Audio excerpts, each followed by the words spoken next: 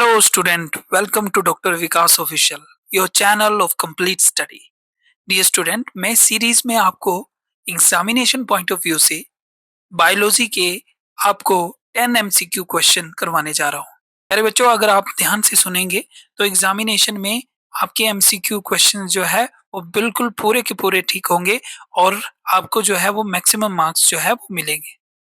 Student, मैं आपको guarantee देता हूं कि अगर आप ध्यान से सुनेंगे और इस चीज को जो है वो अपने माइंड में बिठाने की कोशिश करेंगे तो आपकी जो है वो मैक्सिमम एमसीक्यू जो है वो एग्जामिनेशन में करेक्ट होने की पॉसिबिलिटी बढ़ जाएगी और आपका स्कोर जो है वो बिल्कुल हाई हो जाएगा।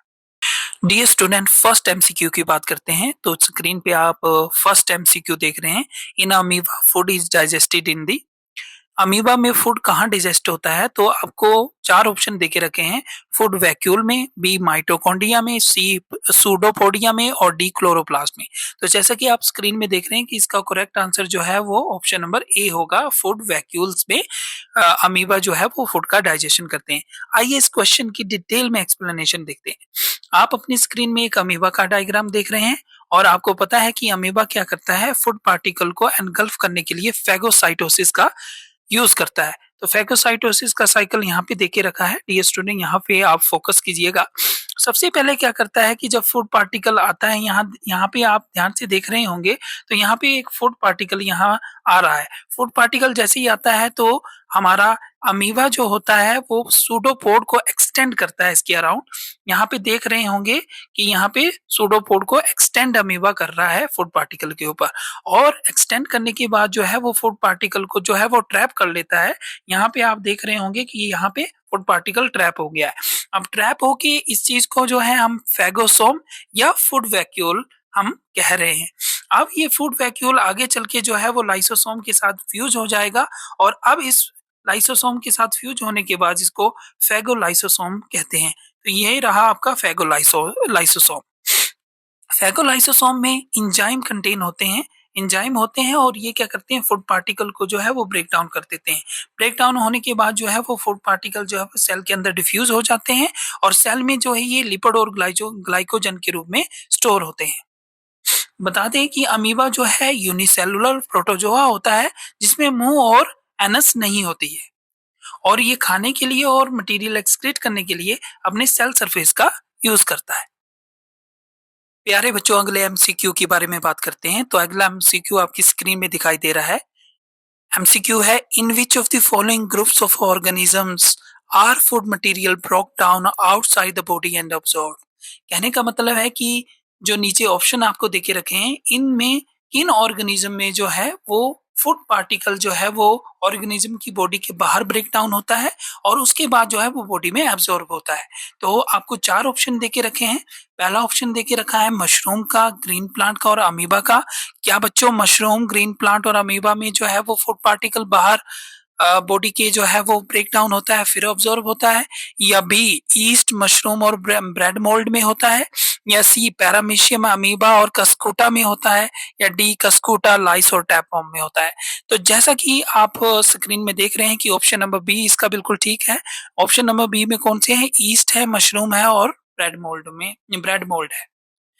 ईस्ट, मशरूम और ब्रेड मोल्ड में जो है वो फूड पार्टिकल जो है वो ऑर्गेनिज्म के बाहर ब्रेक डाउन होता है और उसके बाद बॉडी के अंदर एब्जॉर्ब होता है। तो यहाँ पे आप जो है वो ब्रेड मोल्ड का जो है वो पिक्चर देख रहे हैं, यहाँ पे जो है वो आप ईस्ट का देख रहे हैं और यहाँ पे जो है वो मशरूम का देख रहे हैं। तो आइए प्यारे बच्चों इसकी डिटेल एक्सप्लेनेशन देखते हैं। तो जैसा कि क्वेश्चन में बताया गया है कि फूड मटेरियल जो है वो ऑर्गेनिज्म की बॉडी के बाहर ब्रेक डाउन होगा। तो इस तरह की ब्रेकडाउन को, इस तरह की डाइजेशन को जो है वो एक्स्ट्रा सेलुलर डाइजेशन कहते हैं। यहाँ पे अगर आप देख रहे होंगे तो इस तरह की जो है वो एक्स्ट्रा सेलुलर डाइजेशन कहते हैं। एक्स्ट्रा सेलुलर डाइजेशन में क्या होता है कि ऑर्गेनिज्म जो है वो हाइड्रोलिटिक एंजाइम जो है वो फूड के ऊपर जो है वो सिक्रेट करता है और फूड के ऊपर जब सिक्रेट हो जाते हैं हाइड्रोलिटिक एंजाइम तो वो जो है फूड पार्टिकल जो है वो सिंपल सब्सटेंस में जो है वो ब्रेक डाउन हो जाते हैं। और जब सिंपल सब्सटेंस या न्यूट्रिएंट में जो ब्रेक डाउन हो जाते हैं तब ऑर्गेनिज्म जो है इसको इजीली जो है वो एब्जॉर्ब कर लेता है।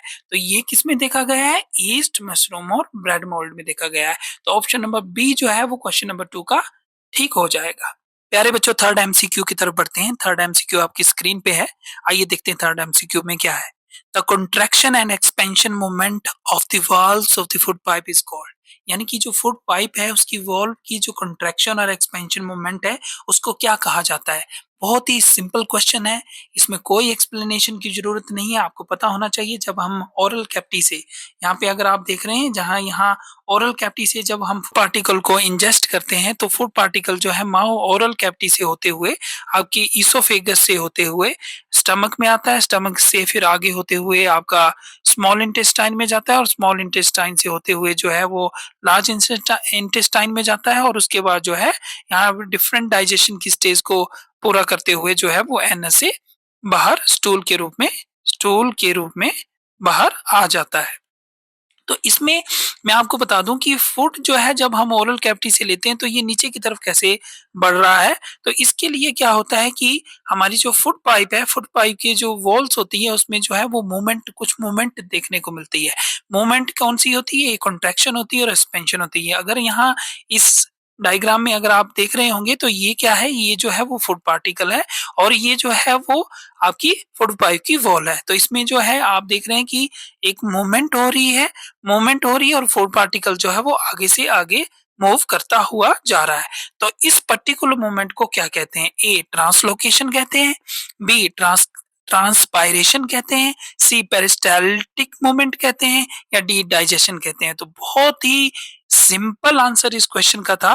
करेक्ट आंसर जो है वो ऑप्शन नंबर सी, अगर यहाँ पे देख रहे हैं सी आंसर इसका बिल्कुल ठीक हो जाएगा, पेरिस्टाल्टिक मूवमेंट हो जाएगा। फुट पाइप की वॉल में जो कंट्रैक्शन और एक्सपेंशन मोमेंट होती है जिससे फुट पार्टिकल जो है वो ओरल कैविटी से होता हुआ जो है वो एनस तक पहुंचता है, उसको जो है वो पेरिस्टाल्टिक मोमेंट कहते हैं। तो इस क्वेश्चन का आंसर सी हो जाएगा। आइए स्टूडेंट फोर्थ एमसीक्यू को देखते हैं। फोर्थ एमसीक्यू में क्या है, what are the product obtained by anaerobic respiration in plant. Anaerobic respiration जो प्लांट में होती है उसके दौरान जो है वो कौन कौन से प्रोडक्ट जो है वो प्लांट के अंदर बनते हैं, आइए उसको देखते हैं। फोर आपको ऑप्शन देके रखा हुआ है। तो पहले ऑप्शन में बताया गया है कि क्या लैक्टिक एसिड और एनर्जी जो है वो एनारोबिक रेस्पिरेशन प्लांट में बनते हैं। बी में बता के रखा है कार्बन डाइऑक्साइड, वाटर और एनर्जी बनते हैं। सी में इथेनॉल, कार्बन डाइऑक्साइड और एनर्जी बताया गया है और डी में जो है वो पाइरुवेट बताया गया है। तो जैसा कि आप अपनी स्क्रीन में जो है वो करेक्ट आंसर जो है ऑप्शन सी को देख रहे हैं, तो जी हाँ फ्रेंड्स, इथेनॉल, कार्बन डाइऑक्साइड और एनर्जी जो है वो एनारोबिक रेस्पिरेशन में प्लांट में बनती है। आइए इसकी डिटेल एक्सप्लेनेशन देख लेते हैं।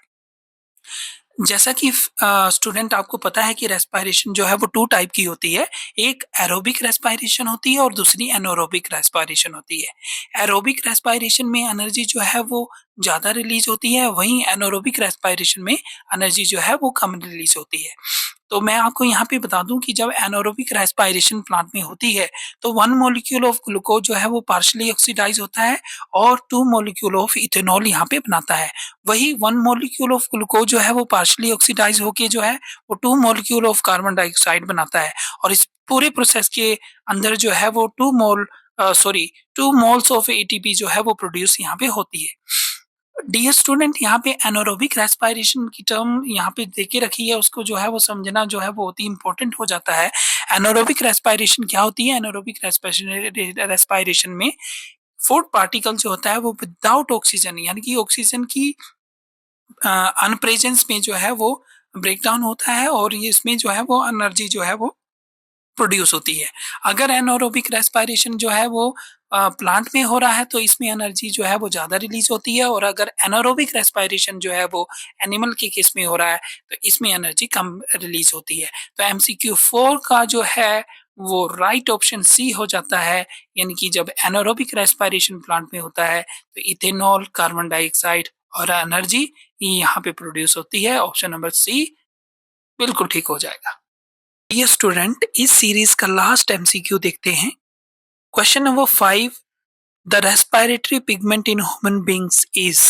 रेस्पिरेटरी पिगमेंट जो है वो ह्यूमन बींग के अंदर कौन सा होता है। ए ऑप्शन देके रखा है कैरोटीन, बी देके रखा है क्लोरोफिल, सी हीमोग्लोबिन देके रखा और डी जो है वो माइटोकॉन्ड्रिया यहाँ पे देके रखा हुआ है। तो डियर स्टूडेंट, अगर आप ऑप्शन की तरफ देखेंगे तो कैरोटीन जो है वो नहीं होगा, क्लोरोफिल जो है वो प्लांट के अंदर होता है, और माइटोकॉन्ड्रिया जो है वो पिगमेंट नहीं होता है। माइटोकॉन्ड्रिया जो है एक सेल के अंदर जो है वो ऑर्गेनेली होता है। और माइटोकॉन्ड्रिया जो कि जिसको जो है वो पावर हाउस भी बोलते हैं, सेल का पावर हाउस यहाँ पे बोलते हैं।